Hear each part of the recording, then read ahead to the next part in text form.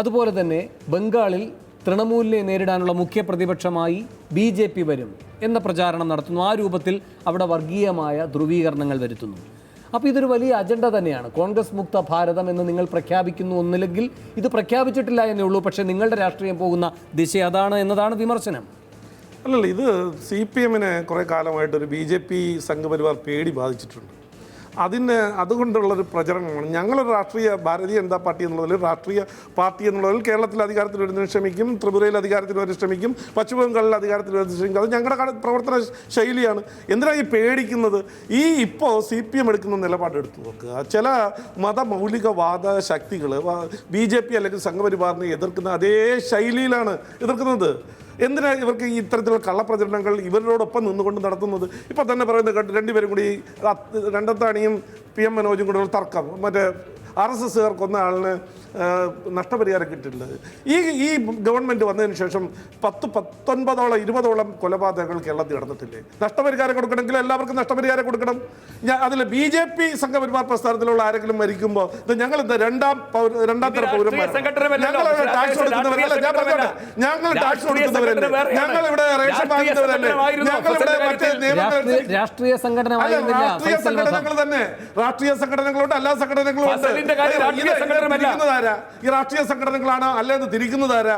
അപ്പൊ ആ രീതിയിലുള്ള പ്രചരണം ചില ആളുകൾക്ക് നഷ്ടപരിഹാരം വേണം, ചില ആളുകൾക്ക് നഷ്ടപരിഹാരം വേണം. അതാണ് ഞാൻ പറഞ്ഞത്. നിങ്ങൾ ഈ കള്ളപ്രചരണങ്ങൾ CPM-ഉം ഇവരെല്ലാം കൂടി ചേർന്നുകൊണ്ട് BJP-യെയും അല്ലെങ്കിൽ സംഘപരിവാർ പ്രസ്ഥാനങ്ങളെയൊക്കെ ഒരു രണ്ടാം തരം പൗരന്മാരായി കാണുന്ന ഒരു രീതി ഉണ്ടല്ലോ, അത് ആ പ്രചരണം എനിക്ക് ഇന്ത്യയിൽ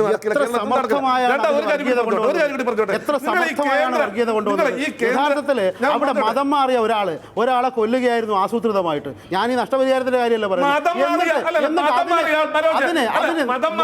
സംഘർഷണം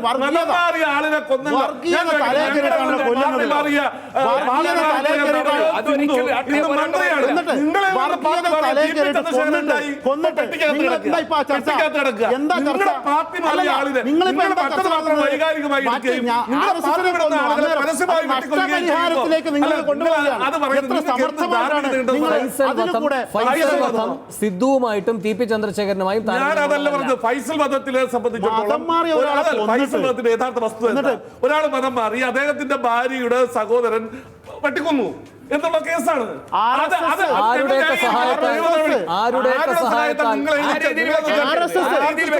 പോലീസ് എഴുതി ചേർക്കുന്ന കള്ളക്കഥകളാരും പാടില്ല എന്നുള്ളൊരു വിശ്വാസമാണ് അല്ലെങ്കിൽ രീതിയാണ് ഞങ്ങൾ അവലംബിക്കുന്നത്. പിന്നെ വേറൊരു കാര്യം കൂടി പറഞ്ഞോട്ടെ, കേന്ദ്രം ഞങ്ങൾ എപ്പോഴും ഒരു പ്രചരണം ഇവരുടെ കഴിവുകേടുകൾ ജനങ്ങളിൽ നിന്ന് മാറ്റി നിർത്തുന്നതിന് വേണ്ടിയിട്ട് എന്നും കേന്ദ്ര വിരുദ്ധം. ഇത്രമാത്രം കേന്ദ്ര സഹായം കിട്ടിയിട്ടുള്ള ഒരു കാലഘട്ടം നേരത്തെ ഉണ്ടായിട്ടുണ്ടോ? ടാക്സിന്റെ ഡിസ്ട്രിബ്യൂഷൻ ആയാലും ശരി, മറ്റേ പദ്ധതികൾ അനുവദിക്കുന്നതിലായാലും ശരി, ഇവരുടെ കഴിവുകൾ ഇത് പ്രയോജനപ്പെടുത്താൻ കഴിയുന്നില്ല. കഴിഞ്ഞ വർഷത്തെ പദ്ധതി വിഹിതത്തിന്റെ ഒന്ന് ചെലവാക്കിയതെന്ന് എടുത്തു നോക്ക്, 34% കേന്ദ്ര വിരുദ്ധമാണ്. 33% പദ്ധതി വിഹിതം വിനിയോഗിക്കാൻ ശ്രീ ജോസഫ് സി മാത്യു, എല്ലാ ഘട്ടങ്ങളിലും ഇത്തരം സർക്കാരുമായി ബന്ധപ്പെട്ട വിലയിരുത്തൽ പാർട്ടി നടത്തിയിട്ടുണ്ട്. പാർട്ടി സംഘടനയ്ക്ക് ഇതിന് മുൻപുണ്ടായിരുന്ന ഏകാധിപത്യ സ്വഭാവം കൊണ്ട് അങ്ങനെ ഒന്നും ജനാധിപത്യപരമായ ഒരു തുറന്ന ചർച്ചകളും ഒരു വിഷയത്തിലും ഉണ്ടായിട്ടില്ല. നടാടെയാണിത് സംഭവിക്കുന്നത് എന്ന വിലയിരുത്തൽ CPM-നെ ശരിക്കും മനസ്സിലാക്കുന്നതും വിശ്വാസത്തിലെടുത്തുകൊണ്ടുമുള്ളതാണോ, അതോ അതിലൊരു രാഷ്ട്രീയ ദുരുദ്ദേശമുണ്ടായിരുന്നോ? ഞാൻ സെക്രട്ടേറിയറ്റിലില്ല, അതുകൊണ്ട് എനിക്ക് കൃത്യമായിട്ട് പറയാൻ കഴിയില്ല. പക്ഷേ നമുക്ക് മനസ്സിലാക്കാവുന്ന വിവരങ്ങൾ വെച്ചാലേ സംസാരിക്കാൻ കഴിയുള്ളൂ. ഞാൻ ഒരു കാലത്തും CPM-ൽ അങ്ങനെ വിലയിരുത്തലുകളില്ലെന്നോ സ്വയം വിമർശനപരമായ സമീപനം ഇല്ലെന്നോ പറഞ്ഞിട്ടില്ല. ഞാനിപ്പോൾ ഇവർ രണ്ടും സംസാരിച്ചതിനോട് സംസാരിക്കാത്തത് അഭിപ്രായം ഞാൻ വ്യക്തമായി പറഞ്ഞിട്ടുണ്ട്. അതെൻ്റെ മുന്നിലൊരു ഓപ്ഷനേ അല്ല. അതുകൊണ്ടാണ് ഈ ഇടതുപക്ഷത്തിൻ്റെ കേരളത്തിന് പ്രതീക്ഷ നൽകുന്ന ഇത് ഇടതുപക്ഷമാണ്, ഇടതുപക്ഷ മനസ്സാണ് കേരളത്തിനുള്ളത് എന്ന് പറഞ്ഞുകൊണ്ടാണ് ഞാനത് പറയുന്നത്. സമീപകാലത്ത് നിങ്ങൾ TP ചന്ദ്രശേഖരൻ്റെ കൊലപാതകം തന്നെ എടുക്കൂ, നടന്ന ചർച്ചകൾ നിങ്ങൾ എടുക്കൂ. അങ്ങനെയാണോ അത് ചർച്ച ചെയ്യേണ്ട വിഷയം? യഥാർത്ഥത്തിൽ ഈ പറയുന്ന കാര്യങ്ങളെ എങ്ങനെയാണ് കൗണ്ടർ ചെയ്യാൻ കഴിയുക? നയപരമായ ഒരു ശരിയുണ്ട്, അതിനോട് കേരളീയ മനസ്സ് യോജിക്കുന്നുണ്ട് എങ്കിൽ മാത്രമേ ഇതിനെ കൗണ്ടർ ചെയ്യാൻ കഴിയുള്ളൂ. അതുകൊണ്ടാണ് CPM അതിൻ്റെ രേഖകളിലെല്ലാം പറഞ്ഞിരിക്കുന്നത് അഴിമതിയും കമ്മ്യൂണലിസവും ഒരേ നാണയത്തിൻ്റെ 2 വശങ്ങളാണെന്ന്. കാരണം ഇതിനെ കൗണ്ടർ ചെയ്യണമെങ്കിൽ ഒരു ഇടതുപക്ഷ രാഷ്ട്രീയം കൊണ്ടേ നടക്കും. കൺസിസ്റ്റൻസി ഇല്ലെന്ന് ഞാൻ പറഞ്ഞില്ല. നിങ്ങൾ നോക്കൂ, CPM-ന്റെ കേന്ദ്ര നേതൃത്വത്തിൻ്റെ സമീപനം എന്താ? എല്ലാ ഇടതുപക്ഷ ഗ്രൂപ്പുകളെയും ഈ നക്സൽ ഗ്രൂപ്പുകളും എല്ലാമായിട്ട് ചേർന്നുകൊണ്ടാണ് ഇന്ത്യ മുഴുവൻ ഒരു മുന്നണി ഉണ്ടാക്കി ഭരിക്കുന്നത്. അതൊരു സംസ്ഥാനത്ത് ഒരു ഹോപ്പ്ലെസ് പൊസിഷനിൽ എത്തിയാൽ മാത്രമേ ചെയ്യൂ എന്ന് പറയുന്ന ഒരു നയം CPM-ന് ഇല്ല. പക്ഷേ കേരളത്തിൽ അങ്ങനെയാണോ? മാവോയിസ്റ്റുകളോടും മറ്റുള്ളവരോടും എടുത്ത സമീപനം അങ്ങനെയാണോ? ഈ RMPയുടെ തന്നെ ദേശീയ നേതൃത്വവുമായിട്ട് സഖ്യത്തിലാണ് പഞ്ചാബിൽ ഉള്ളത്. അതേപോലെ ഇത് പോലീസിൻ്റെ മാത്രം പ്രശ്നമാണോ? നയപരമായ കാര്യങ്ങൾ ഉദ്യോഗസ്ഥർ അറിയുന്നില്ല, പോലീസിൻ്റെ കുഴപ്പമാണോ? അങ്ങനെയാണോ? IT പോളിസി എടുക്കൂ. എന്താണ് ആധാർ സംബന്ധിച്ചുള്ള നയം? ഇപ്പോൾ രാജ്യസഭയിൽ സീതാറാം യെച്ചൂരി എടുക്കുന്ന നിലപാട് എന്താ? ഇവിടെ എഴുതിയിരിക്കുന്നത് മാൻഡേറ്റ് ചെയ്യരുത് എന്നൊക്കെ അതിൻ്റെ അകത്ത് പറയുന്നുണ്ട്. പക്ഷേ യൂണിവേഴ്സൽ ഐഡൻറ്റിഫിക്കേഷന് വേണ്ടി ആധാർ ഉപയോഗിക്കും എന്നാണ് ഈ പോളിസിയിൽ എഴുതി വെച്ചിരിക്കുന്നത്. അത് ഞാൻ മനസ്സിലാക്കിയിടത്തോളം CPM-ന്റെ നയമല്ല. അപ്പോൾ ഇത് ഒരു ഉദ്യോഗസ്ഥ തലത്തിൽ വരേണ്ടതല്ല. അപ്പോൾ അദ്ദേഹം നേരത്തെ ചോദിച്ച എല്ലാം ഒരു മന്ത്രി കണ്ടുപോകാൻ ഒക്കുമോ? കഴിയില്ല. അതാ ഞാൻ പറഞ്ഞത്. അപ്പം അത് ഇരിക്കേണ്ട പൊസിഷനുകളിൽ അതിന് നയപരമായി കറക്റ്റായിട്ട് ചെക്ക് ചെയ്യാൻ പറ്റുന്ന ആൾക്കാർ ഇരിക്കുകയും കൂടി വേണം. അപ്പോൾ ഇത്തരം സമീപനങ്ങൾ അവിടെ കൃത്യമായിട്ട് ഉണ്ടാകുന്നില്ല എന്നുള്ളതാണ് ഞാൻ പ്രധാനമായിട്ട് പറഞ്ഞ വിമർശനം. ഇതിനെ കറക്റ്റ് ചെയ്യേണ്ട മെക്കാനിസം പാർട്ടിയിൽ പല ഘട്ടങ്ങളിലും വിമർശനം ഉണ്ടാകേണ്ട സമയത്തോ സ്വയം വിമർശനം ഉണ്ടാകേണ്ട ഘട്ടത്തിലോ ഉണ്ടായിട്ടില്ല എന്ന് തന്നെയാണ് എൻ്റെ അഭിപ്രായം. അത്തരത്തിൽ കാണുന്ന ഡെവലപ്മെൻറ്റ്സിന് ഒരു മലപ്പുറം ഉപതെരഞ്ഞെടുപ്പൊന്നും ഒരു മാനദണ്ഡമേ അല്ല. അത് step in the right direction എന്ന് തന്നെയാണ് എൻ്റെ അഭിപ്രായം. ശ്രീ ജോസഫ് സി മാത്യു, ഇപ്പോൾ VS സർക്കാരിൻ്റെ കാലത്ത് VS അച്യുതാനന്ദൻ സർക്കാരിൻ്റെ പ്രവർത്തനത്തെ വിലയിരുത്തിയിട്ടുണ്ട് പാർട്ടി. VS-ന്റെ വ്യത്യസ്തമായ പ്രവർത്തനത്തെ വിമർശന ബുദ്ധിയ വിലയിരുത്തിയിട്ടുണ്ട്. എന്തിനേറെ ആ സംസ്ഥാന സമിതി കേന്ദ്ര നേതൃത്വത്തിന് മുഖ്യമന്ത്രി സ്ഥാനത്ത് നിന്ന് VS-നെ മാറ്റണമെന്ന നിർദ്ദേശമല്ല എന്ന അഭിപ്രായം അറിയിച്ചിട്ടുണ്ട്. അപ്പോൾ ഇതൊക്കെ സംഭവിച്ചിട്ടില്ലേ? ഉണ്ട്. അപ്പോൾ ഇതെല്ലാം ആദ്യമായാണ് ജീവശ്വാസം കിട്ടുന്ന ഒരു ഘടകമായി സെക്രട്ടേറിയറ്റ് മാറുന്നത്, ആദ്യമായാണ് സംസ്ഥാന സമിതിക്ക് വെളിച്ചവും കാറ്റും കയറുന്നത് എന്നൊക്കെ ഒരു വിലയിരുത്തലുണ്ടായാൽ നേരത്തെ നടന്ന ഈ വിലയിരുത്തലുകളെല്ലാം ഒരു VS വിരുദ്ധതയിലേക്ക് മാത്രം ചുരുക്കി കണ്ടു എന്ന് വരുന്നില്ല? അല്ല, അതാണ് ആ ചോദ്യത്തിലുള്ളതും അത് തന്നെയാണ്. ഇത് വ്യക്തി കേന്ദ്രീകൃതമായിട്ട് ഈ പാർട്ടി പോകരുതെന്ന് പറഞ്ഞ ഘട്ടത്തോടെയാണ്. ഞാനൊരു ഉദാഹരണം പറയാം.